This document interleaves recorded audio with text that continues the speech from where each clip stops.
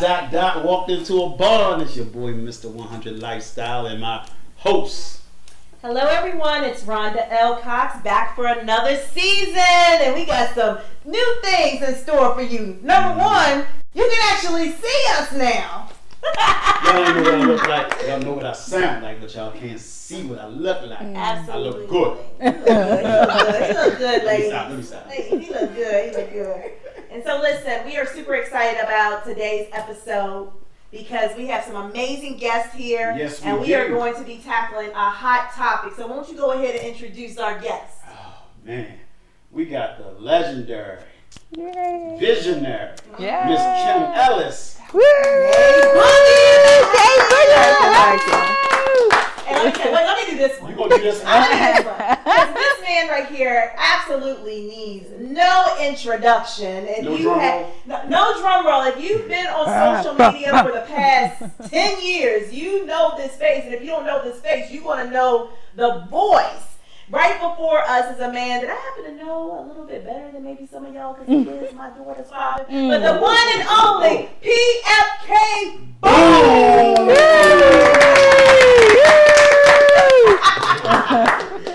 Now, you know what we gotta do.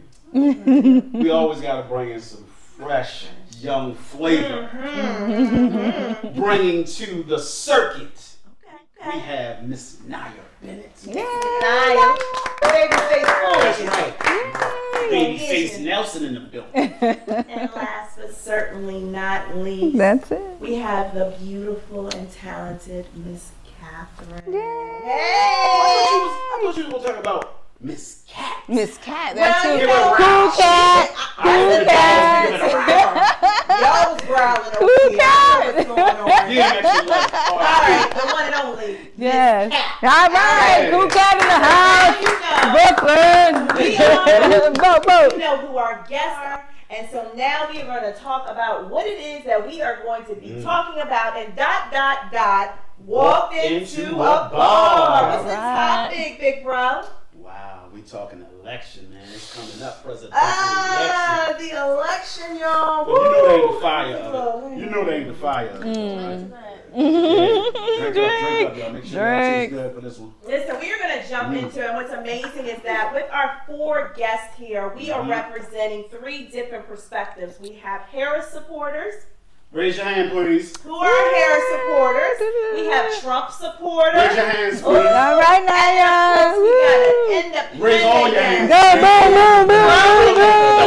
boom. Yes. Go independent. So we're going to say this. We're going to preface this by saying, whatever it is that you do, at the very least, make sure you vote. Absolutely. Whatever it is that you stand for, whoever the comfort of your couch. Get and off you the definitely couch. can't do it on your cell phone, on social media. You have to go to the polls. November 5th. Just at home. You know you can. And you can do absentee votes and things like that, but you have to talk that talk and walk that walk. So I'm just going to say that. All right? So rock the vote, everybody. Absolutely. So let me ask you, Rhonda, who's in this presidential election? Who are the running candidates? I don't know. Well, I'm going to put some respect on her name. Woo! Because folks be getting it all wrong. And her They little be nieces trying. had to come out and gather the people. But Miss And Kamala Harris. Harris, representing the Democrats. Oh, Yes.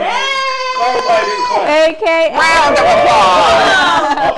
And a proud member of the illustrious Alpha Kappa Alpha Sorority Incorporated. Hey! Sounds a little biased there. No, I'm just Okay, all right, introducing. Nobody. So Nobody. guess what though?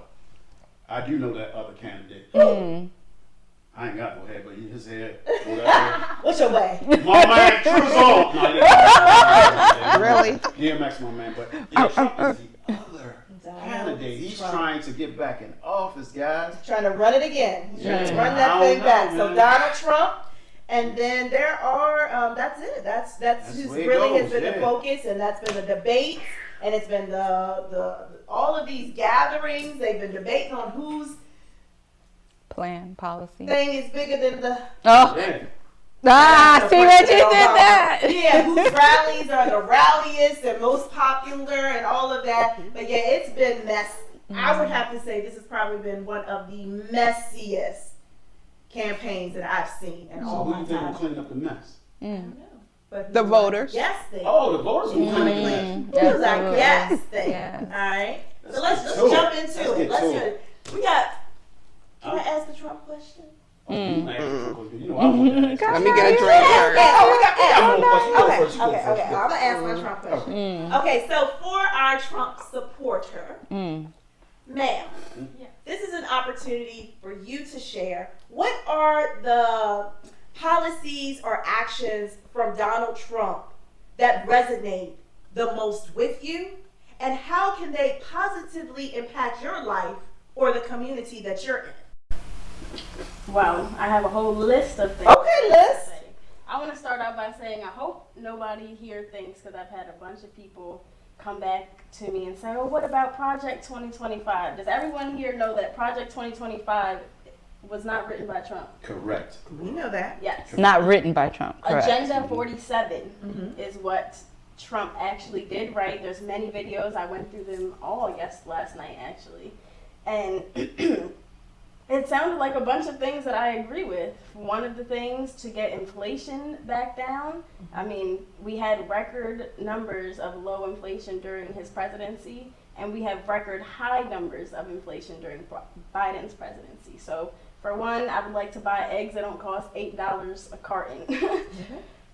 For the second thing, the border crisis, which I believe, honestly, the media has downplayed a lot of what's really going on during with the border, and I know everybody kind of tries to say that he's a failure because he started the wall and it never got finished, but the facts are that we had much less numbers of illegal immigrants coming into this country under Trump, and we've had record highs, so literally the complete opposite again with Biden.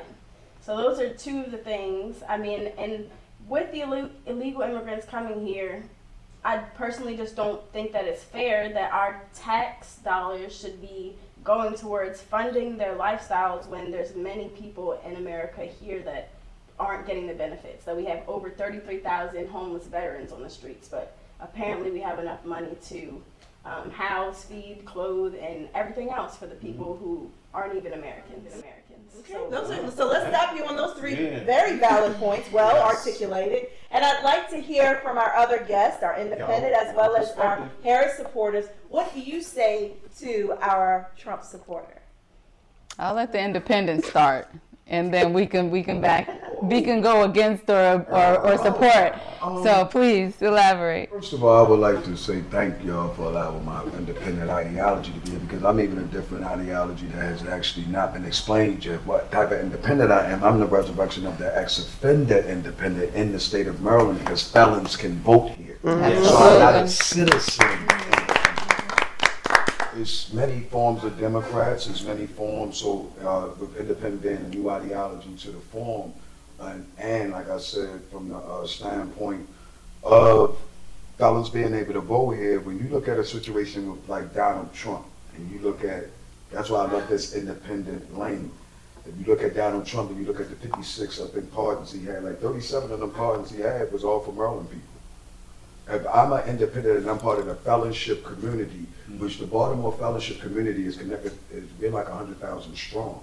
We're like the strongest probably that's going to be the active voting in the next 10, 20 years is going to turn the biggest onslaught, because we actually control how crime moves and how it stops, because we are the ones who pulled the trigger and stopped the bullet.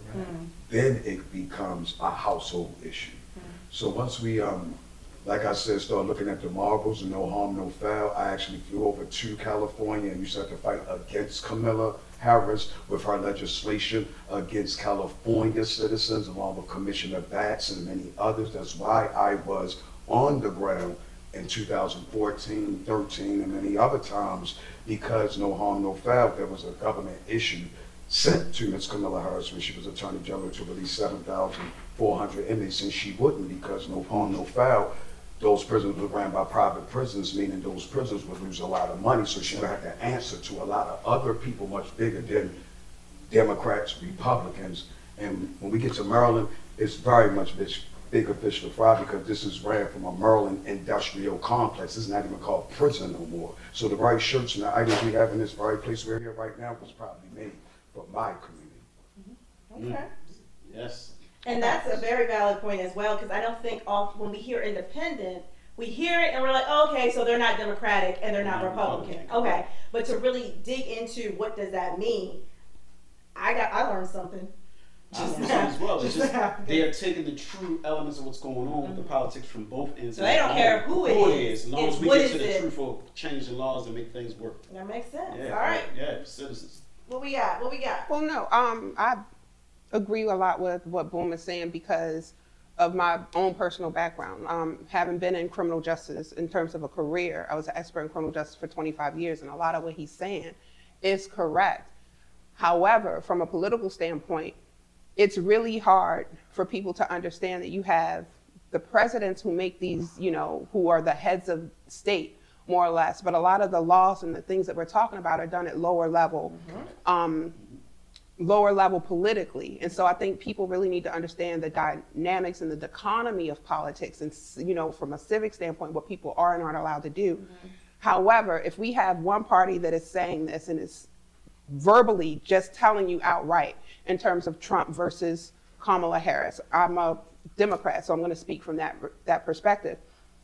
To me, when I'm looking at what she says and what she does and understanding that there's quid pro quo in politics, a lot of people don't want to go in politics because they can't stand the griminess of it, and you have to give a little to get a little. It's kind of like, pimping.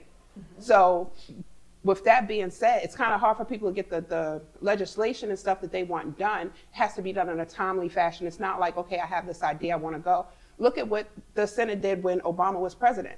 Their whole mandate was, we're not going to let anything through. We're not going to let any work get done. We're not passing any bills. We don't care what the public thinks. Our main mandate is to make sure this man doesn't have a successful term, so he doesn't have a second term. Exactly. And so when you're looking at it from an integral level, they're not for the people. Their people are for them, like the elite. I think now it's not even, you can call Republican or Democrat, but it's really more about the have and the have-nots. The people who have money and power and prestige and the people who don't.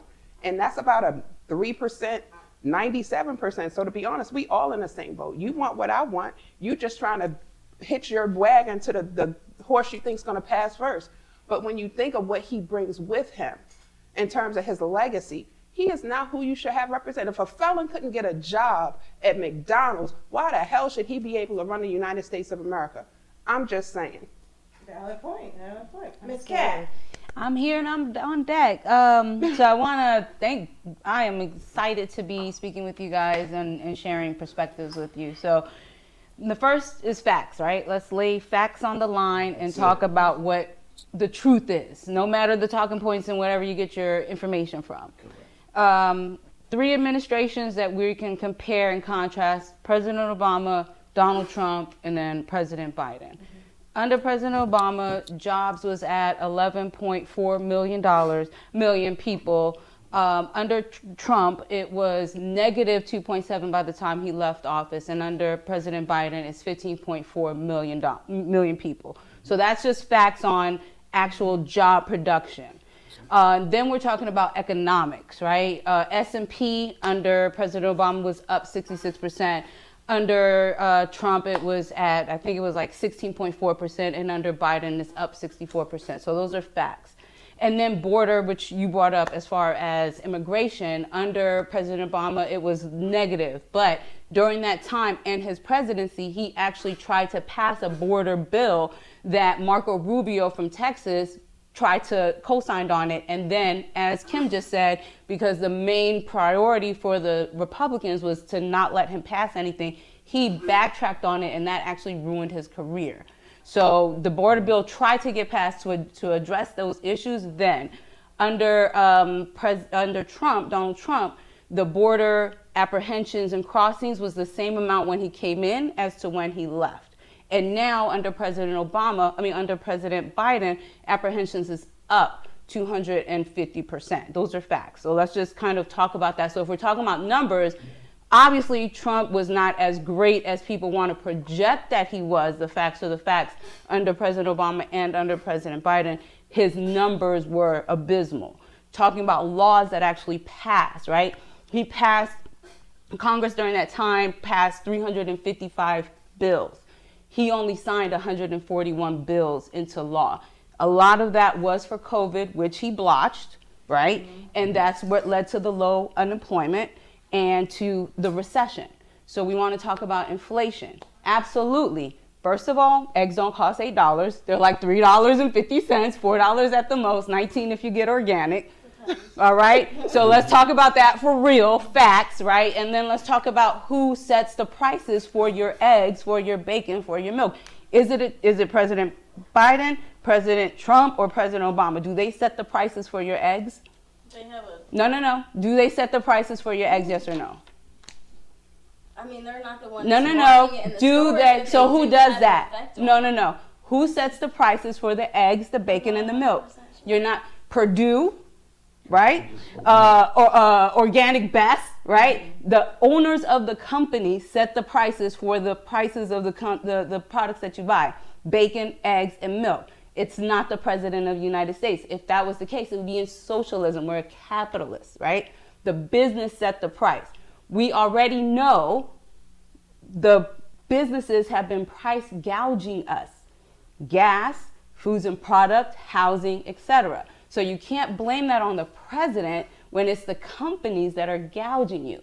And why are they allowed to gouge you? Getting to your point, the businesses are lobbying, aka bribing congressional Republicans, not the president. Not saying that doesn't happen, but who's passing the law? Is it the president? Does the president pass the law, or he signs the law? He enforces the law. He signs it. So who's passing the law? Legislation. Those people are getting bribed by the big businesses to enforce and allow price gouging. There's been laws that's been passed to prohibit price gouging, and guess who stopped those laws? The same way with the border and everything else. Who stopped those laws from happening? The president? No. The ex-president? No, Congress.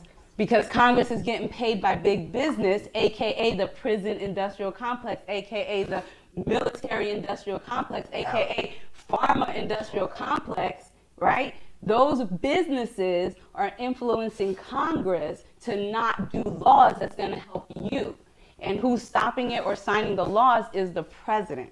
So when we talk about inflation, when we talk about border crossings, when we talk about all of that, we can point the finger to a president, but what Congress do they have to help them enforce the laws is going to help all of us and not just big businesses, which is in essence what the presidency of Trump was to only help big businesses. Because if the only thing you could talk about is border crossings, they weren't lower. Well, I have more things. I mean, but So that's just before one of the that things. happens- But We so said that's I got just more the point things. on those things. So go ahead. All right. All right. Thank you Is- so much for that. That was very enlightening. I'm glad Yes. that you even brought that in to talk Sure. about the three branches of our government and the importance of that. So when we come back, we're going to jump back into those questions. Yay. You have something cute you want to? Listen, I just don't want to pay $8 for my eggs. I'm trying to tell you, me And either. on that note, we'll be right back.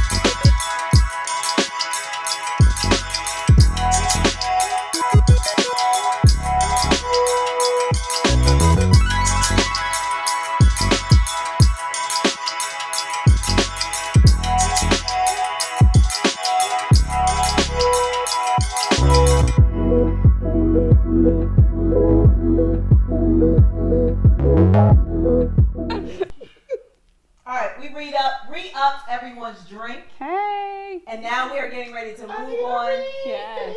to our next set of questions. Y'all see what I have to deal with? Wow. What?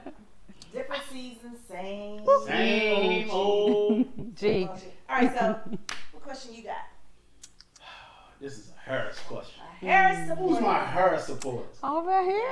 Okay. Right here, right Y'all here. on both ends. Y'all like bookends. Yes, Y'all got sir. one in the middle, That's and it. Trump in the middle. Okay. So, Put the my question pressure. to my Harris supporters: what aspects of Harris's leadership or policy positions inspire your support, and how do you see her role evolving in future Democratic leadership? Good job. That's a great question. Yeah. Me first? Go for it, babe. First of all, I like the fact that Kamala Harris is different. It gives perspective. It gives diversity. It gives hope. The same way Obama did. The same way that my son, the first time he actually had to vote, didn't have to vote for an old white man. He actually voted for somebody who could be in his family. The same way, because image and what you see matters. And it's not like she's uneducated or she's what's the word I'm looking for? She's not unprepared. Qualified. Thank you. She's not unqualified for the position. She's highly qualified. If you want to go back, Hillary Clinton was the most qualified ever to apply for the position. And yet, and still, white males told us not to vote for her. We still voted for another white male. Like, all of that, like, I think seeing yourself is huge. I think that the youthfulness of the Harris administration, I think that what her and Walz bring to the ticket is a lot different in terms of what the perspective is. Like, we all know that the president is just the head of state. They're not going to handle things at a state level. However, it gives me hope to understand that a woman is going to be leading this nation versus a man who tells people to grab the putty, who says that you should take alcohol or whatever for COVID, who says that, you know, Bleach. You bleach, like, you know, you talk about women in a negative way. None of your marriages or women are from America, so you obviously have an issue with that. You don't want black people living in your apartment buildings. You want to automatically condemn and sentence to death people who've been accused but not convicted of certain crimes, Central Park 5. It's just, he has a history, and it's not even the history, it's what he's consistently saying that people are like, oh, well, he doesn't really mean that. What the hell, he just said it. He just said it, but oh, that's not what he means. No, you have to stop letting that consistent water, put a hole in a rock type of rhetoric get to you. He's spewing lies left and right. Oh, my things are the biggest. Oh, this is the bestest ever. All of those accolades are things that he's assessing to himself. Harris has a record. Trump has just nothing. Yeah, you don't hear Harris saying, if you vote for me, you'll never have to vote again. Oh, yeah. Can they elaborate on that real quick? I would love to. So can we? Oh. So when Trump says that, and it's for everybody, what does it mean to you when he says you only have to vote once and you'll never have to vote again? What does it mean to each of the panel members? That I'm voting Harris. I'll let Ms. Naya answer, and I would love to follow behind her. Sure. Absolutely. I mean, if I'm being honest, if that was the case, I would be thrilled, honestly, but I don't know 100% what he means by that, just like I don't know 100% of half the things that Harris says, but I mean, I don't really know 100%, honestly. I just think in general, and I wanted to ask you a question too, like as far as you were saying, like you appreciate having a black person, which I mean, another thing that I think people don't like her for is the fact that She said she wasn't black? No, not that she never said that, did she? No, she never said that. Just the fact that she doesn't recognize her mother basically as being Indian at all. It's just like How? She's always addressed the fact that her That mother was was. what Trump was saying for the longest time. Yeah, that's a he lie. Didn't know she was black. Yeah, no, he made She it. just got black. Trust and believe. No, but it was One saying time black American and Asian. Let me just say this. If you look at Catherine, Catherine is. No. Ask the I'm just question. saying, Ask the question. When you look at her, Tell is she me, white yeah. or black? Tell me. Because as Americans, we're the only country that really deals with black or white. I look like I can be mixed, but if you looked at me, what would you think? Black or white? She looked like a person of color, right? She got that curl. She's not even American. She's Panamanian, but she's been in the military. But the point I'm making is just because of how she presents, she's ostracized. You yourself are a young woman of color, whatever nationality that comes from. The Trump administration is not geared towards you. You have daughters. Who want? Come on, like. Hold on. I'm sorry, Boom. Go ahead. HBCUs than Obama. Wait, what? Funding, by the way. Wait, what? Say it Trump again? gave more permanent funding to HBCUs than any president in U.S. history. So I know where your talking point is, but I'm gonna let Boom answer it, and then I'm gonna jump in afterwards. Go ahead. No, but go ahead. Yeah. What Boom. Trump would say something when he's saying that. First of all, he well, to the supporter, that person would fill out what they're saying, and then it's his message of people, like his people that went into the six and all. He's not talking. That's not for a person that's not for him. Like that's for her. You heard what she said. Well, then she feel as though she's good. Now check this out. My other part that I have now, I'm blessed to be an independent. I came from a melanated, dark-skinned black woman in 1954 when Brown versus Education had just came in. You know what her family did? Sent her to Catholic school. They didn't want her in that. Only thing I will say, I had two different types of sisters. One looked like Camilla, light skin, and one looked as dark skin as ever that got dreadlocks. When Camilla gets in, my dark skinned sister's not gonna get treated like Camilla because she's in that office. That's me talking one. I have to defend every other little black young lady that's not gonna benefit because Camilla, because I'm in Gilmore Homes. I'm in Park Heights. I'm in California. So where I'm at, when Camilla get in, that same little young lady still not going to eat. She's still going to be called ugly, dark skinned. You still got to go get a perm. Your bush ain't nice. So after that lady get in, can we get to the real stuff that we as black people, if we want to be black when it's time to be on TV, or could we be black at night, day, and when we post to, when whoever get in, it's still going to be that I'm still 253001. I'm not Davon Neverdon, and I'm not Boom. I'm 253001 in my community. We are numbers. I know my number. But I don't disagree wholeheartedly. Let her follow up after, and then we'll go back. Kim, finish your thought, and then I'm gonna. Well, no, it's go back just over to Brooklyn. no, Oh, it's just that when you talk about you're not seeing the darker skinned person, those are issues that we have internally as people, from a light skin to dark skin, the spectrum. That's something that was put upon us that from a historical standpoint, that's bigger than just this election. What I am saying is when you have Kamala Harris versus a Donald Trump, who, you know, or as I like to call the former conniver and thief, him versus her, yes, I would like my daughter, my granddaughters to see her, to see somebody who is the same hue as them, even though a lot of the stuff that she talks really speaks to me. If you want to talk about Trump versus Kamala, I'm a business owner. I vote my interests. However, it's still bigger than that. We are a people who have been indoctrinated, marginalized, criminalized, institutionalized. And the only way that we're going to get out of that is to have somebody who at least can reconcile what we've been through, who can also add a thing. You could talk about her record in terms of the criminal justice system, but the system is the system. You operate within the system. But when you're able to adjudicate a case and say that this person can get, you know, probation before judgment, or this person gets 20 years for this sentence, that's a lot of power. And what I feel is that she utilized that power in the best way that she could. And I've worked in the system on both aspects, in and behind the wall. So I disagree a lot with the whole saying that just because she's not the dark skin, the colorism issue is an internal issue within the black community. I'm talking about the fact that this young girl, no matter what hue she is not going to be looking at an old ass, decrepit ass, orange clown sitting there making judgment on her and her life that he knows nothing about. In the projects, you know Well, what can the I kids are jump in saying? now? They're saying, because you know what they're saying, and I'm gonna say what I hear on this media ground. What they're saying is, yo, gave me $1,500. I'm ready to go up in that joint. All right, And so he let's already- no, that's he a already perfect helped us. segue. You would have got it That's before. it. You would have got it before. He just Wait. wanted to put his I'm name saying on it. now, Right. to go in the Can I booth, jump in on that $1,500 one? going in the booth. Well, let's Thank I'm you. gonna give you